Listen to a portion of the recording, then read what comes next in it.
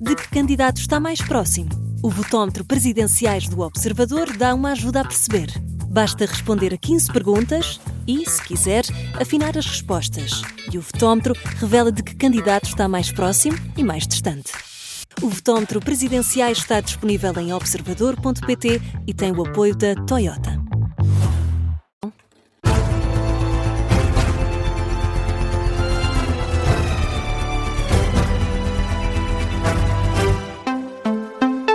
Jornal das 4 com José Rafael Lopes e José Luís Marques Mendes acena o fantasma de uma nova crise política para puxar pelo voto da AD. O candidato presidencial reafirma o slogan da firmeza e estabilidade, por isso acena como uma possível crise política daqui a um ano na discussão do Orçamento do Estado para 2027.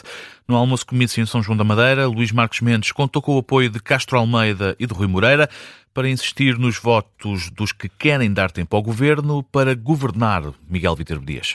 Mantendo a estratégia da firmeza e estabilidade, Marques Mendes agita o fantasma de uma nova crise política no final do ano. Eleições de ano a ano não são solução. Eleições de 2 ou 2 anos não são modo de vida. E já estão todos aí a pensar em como chumbar o próximo Orçamento de Estado sensivelmente daqui a um ano e criar uma nova crise política em Portugal. Luís Marques Mendes a puxar pela carta de ser o único candidato que garante estabilidade política em Portugal, apesar de deixar a certeza de que não vai ser amigo do governo em todos os momentos.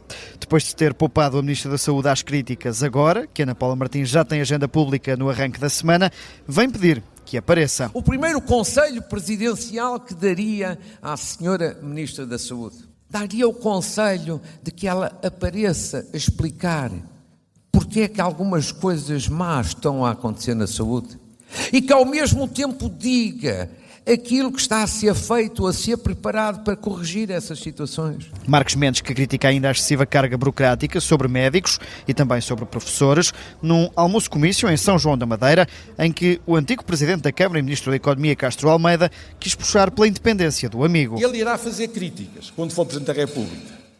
Irá ser incómodo algumas vezes.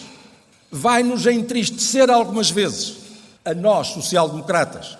Mas há uma coisa que nós sabemos, é que ele vai criticar para bem do governo. Castro Almeida, que Marques Mendes disse ser um dos melhores amigos que tem, já Rui Moreira, mandatário nacional, tratou do apelo ao voto útil. Nós temos que votar Luís Marques Mendes agora, não é ficar à espera lá para os idos de fevereiro, não.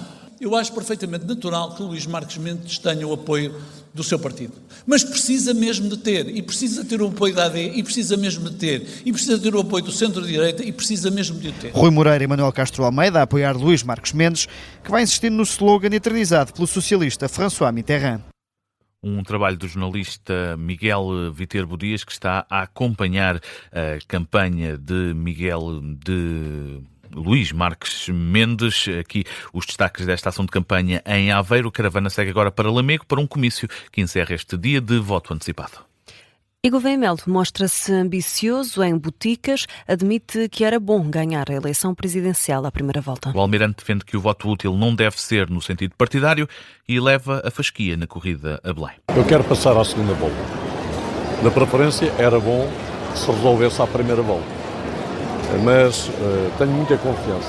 O que eu quero dizer à população e ao povo português é que hoje pode votar e depois, no próximo fim de semana, também pode exercer o seu direito de voto. É que venham votar, porque a cidadania é isto. Participar na vida política, como cidadão, é votar. Portanto, não fiquem em casa, por favor, venham votar. O voto não deve ser um voto útil no sentido partidário do termo. O almirante que volta a dizer que está cansado de sondagens e que a verdadeira percepção vai acontecer no dia 18 sobre o manifesto de apoio de 100 personalidades. O almirante diz que não anda à procura de apoios, mas que tem vários de diferentes alas. Diz Gouveia Melo que está cansado dessas sondagens. E António José Seguro responde às críticas de Paulo Rangel. O candidato a Belém pede ao Ministro dos Negócios Estrangeiros que se preocupe com a situação dos portugueses na Venezuela. Paulo Rangel juntou-se ontem à campanha de Luís Marques Mendes para dizer que um voto em seguro é um voto em branco. A resposta chegou esta manhã na voz do candidato a Belém, que João Gama, em Matosinhos, aproveitou também para insistir no apelo ao voto. Segura, minha gente, O slogan que persegue António José Seguro, candidato a Presidente da República, numa manhã apertada no mercado de Angeiras, em Matosinhos, onde todas as conversas acabam com um apelo ao voto. Ainda não ganhamos, temos que ir votar. Temos que ir votar. Temos que ir votar. O socialista saiu com uma flor na mão, não uma rosa do PS, mas sim uma tulipa de várias cores. Tem insistido que, com ou sem o apoio socialista, tem uma candidatura ultrapartidária. Eu gosto muito de rosa, gosto muito de tulipas e gosto muito de flores. E, sobretudo, estou com a alma cheia e o coração... E foi entre bancas com peixe e legumes que Seguro se permitiu a fazer uma exceção e lata com um adversário, neste caso o Ministro dos Negócios Estrangeiros, um dia depois de entrar na campanha ao lado de Luís Marques Mendes. Sobre a situação dos portugueses na Venezuela, o Ministro disse alguma coisa, isso é que me preocupa.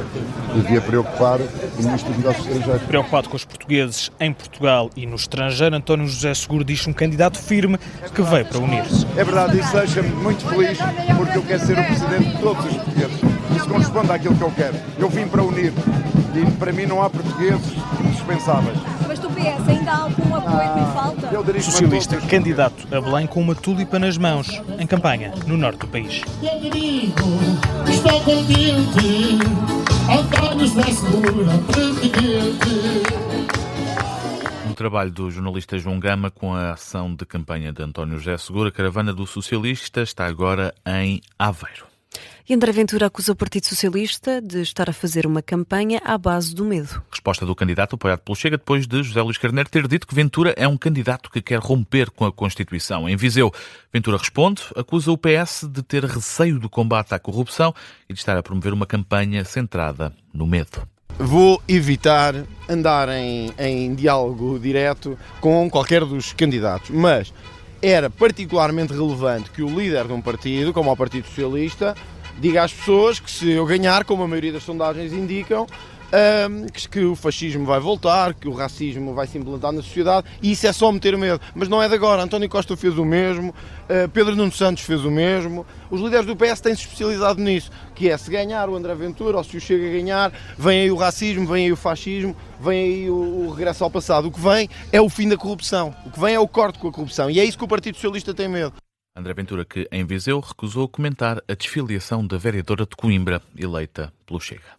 E João Coutinho Figueiredo considera que as ameaças de Donald Trump à Groenlândia podem ser a sentença de morte da NATO. O candidato presidencial almoçou com o embaixador da Dinamarca para discutir as consequências das ameaças norte-americanas à Groenlândia. Para João Coutinho Figueiredo, este tema pode ser decisivo para o futuro da Aliança Atlântica. As ameaças que hoje impendem sobre a Groenlândia são um enorme desafio à coesão da NATO, podem inclusive ser a sua sentença de morte, e são um enorme desafio à capacidade de atuação da União Europeia, que não está, depois de décadas de desinvestimento, preparada para ombrear militarmente com os Estados Unidos. E é neste quadro de enorme dificuldade que vale a pena nós prepararmos desde já. Portugal enquanto país soberano, mas Portugal também enquanto membro de organizações como a NATO e a União Europeia. Tive a ocasião também. João Coutinho Figueiredo diz ainda que não vê outros candidatos preocupados com o tema da Groenlândia. Quanto ao embaixador dinamarquês, revelou estar disponível para almoçar com outros candidatos. Diz até que a embaixada já tem estado em contacto com alguns dos outros nomes da corrida a Belém. E o Hospital de Coimbra nega que tenha tido uma doente oncológica à espera no chão das urgências por falta de macas.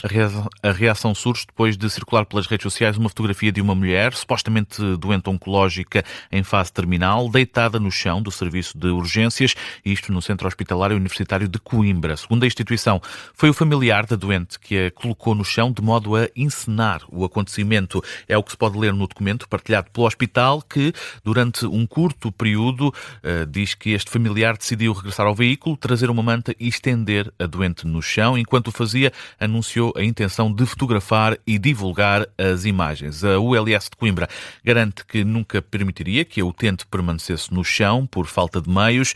Já o filho da utente, que denunciou o caso, explica que devido às dores, só naquela posição é que a mulher conseguia sentir-se melhor. Segundo este relato de um homem de 59 anos, a Saúde 24 foi contactada, mas ninguém atendeu.